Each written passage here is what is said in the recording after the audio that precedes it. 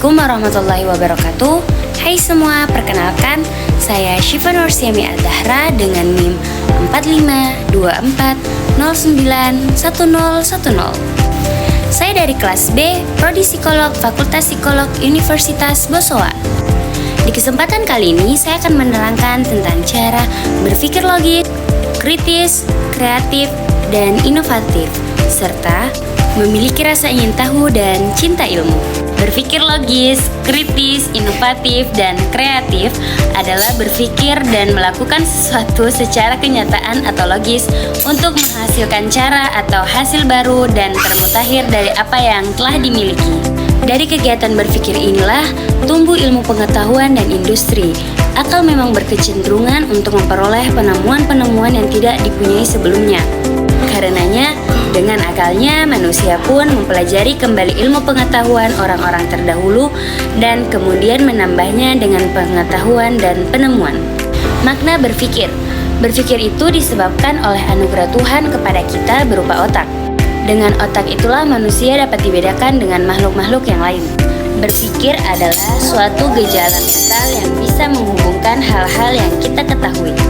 Seluruh ahli berpikir dan berpendapat bahwa kemajuan masyarakat itu terletak pada pola pikir masyarakatnya sendiri. Selama kita berpikir, dalam pikiran telah terjadi kejadian tanya jawab. Tanya jawab itulah yang memberikan arah pada pikiran kita. Menurut Sukanto, dalam berpikir kita menggunakan alat, yaitu akal, dan melalui proses-proses seperti berikut. Yang pertama, pembentukan pengertian. Dalam hal ini, ada 3 macam pengertian. Pengertian pengalaman, pengertian kepercayaan, dan pengertian logis.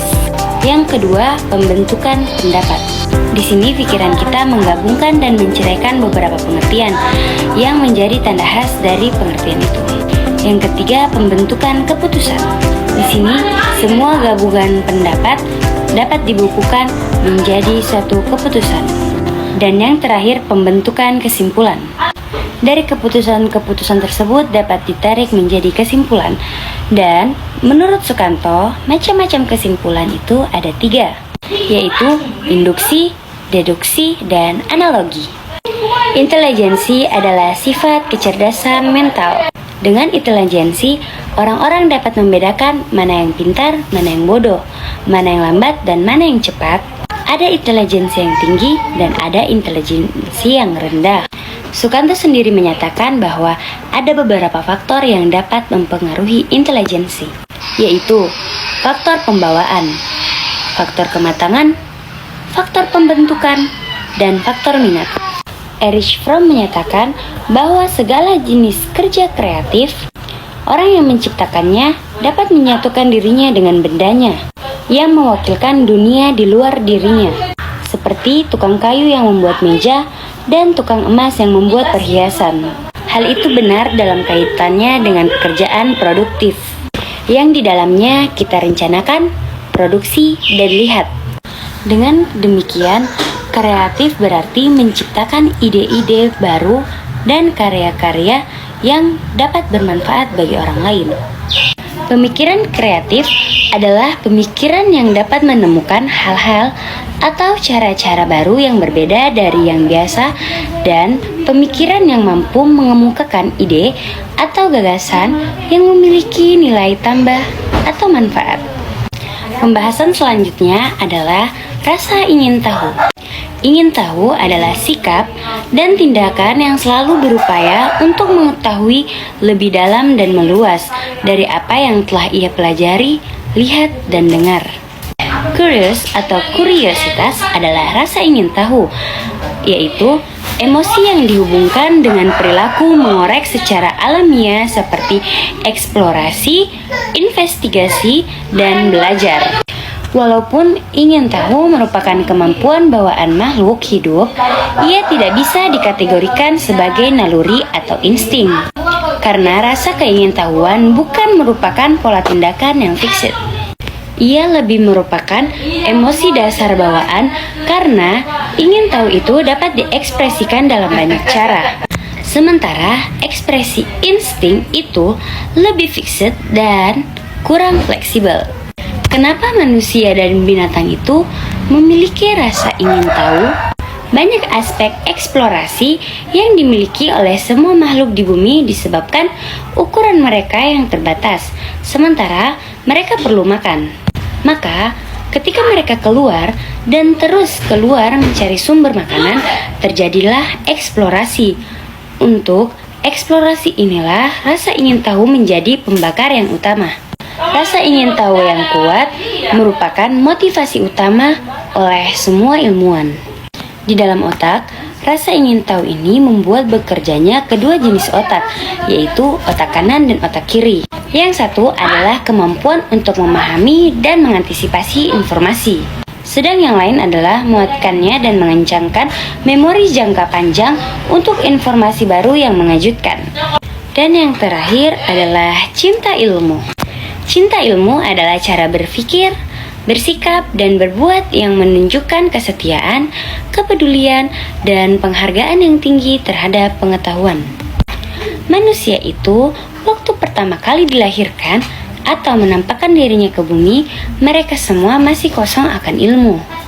Sekalipun mereka telah diberi kesanggupan atau kebekalan seperti alat yang dapat menerima ilmu, tetapi itu semua belum berfungsi akan adanya ilmu. Kita sebagai manusia yang telah dikaruniai indera yang lengkap, kita harus menggunakannya untuk mencari ilmu dengan sebaik-baiknya. Orang yang dapat menggunakan alat-alat itu untuk memperoleh kemanfaatan, itulah orang yang disebut manusia bijaksana. Sedang yang tidak, dapatlah dikatakan ia telah terlepas dari nama manusia, atau dengan kata lain, dapat digolongkan dalam lingkungan bangsa binatang, sebab telah kehilangan penegak kepribadiannya sendiri, yaitu ilmu pengetahuan. Adapun sebab-sebab memperoleh pengetahuan itu adalah dengan membaca, memikirkan alam semesta, dan suka berjalan melihat-lihat apa yang ada di bumi ini. Sudah dimaklumi bahwa orang yang berpengetahuan dan orang yang tidak berpengetahuan sangat dapat dibedakan. Mereka memiliki pandangan yang berbeda di mata Tuhan dan pandangan yang berbeda juga di mata manusia. Orang yang berpengetahuan pasti tinggi nilainya, luhur derajatnya, dan terhormat kedudukannya. Sebaliknya, orang yang tidak berilmu tentu tertutup mata hatinya dan merosot pula nilainya. Orang yang berilmu dan orang yang tidak berilmu dapat diumpamakan sebagai orang yang dapat melihat dan orang yang buta. Apakah nilai mereka kedua sama? Tentu tidak. Singkatnya, definisi ilmu itu adalah sebagai berikut. Pengetahuan dalam arti disiplin yang muncul sebagai proses penentuan materi yang diinvestigasi dengan metode yang dikembangkan secara ilmiah dan memunculkan sebuah teori. Sebagai orang yang berilmu, kita juga harus memiliki keyakinan.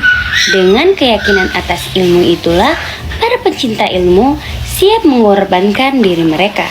Sejarah ilmu dipenuhi dengan cerita kepercayaan pada akal, visi atas kebenaran. Kopernikus, Kepler, Galileo, dan Newton semuanya memiliki keyakinan yang tidak tergoyahkan pada akal. Pengaplikasian ilmu. Aplikasi ilmu adalah teknologi. Apabila kita menyebut teknologi, sudah pasti yang terlintas di otak kita itu ada beberapa kota-kota yang sangat cinta ilmu. Salah satunya seperti negara pembuat teknologi yang tertinggi, yaitu Jerman. Ada apa sebetulnya dengan orang-orang Jerman ini? Sebelum revolusi industri, orang-orang Jerman telah memperbarui sekolah-sekolah mereka, disebabkan oleh para administratornya yang terlalu intuitif. Alih-alih menutup universitas-universitas tua, orang-orang Jerman membuka universitas-universitas baru yang menitik beratkan pada ilmu alam agar dapat menyelamatkan universitas-universitas tua tersebut dari kepunahan.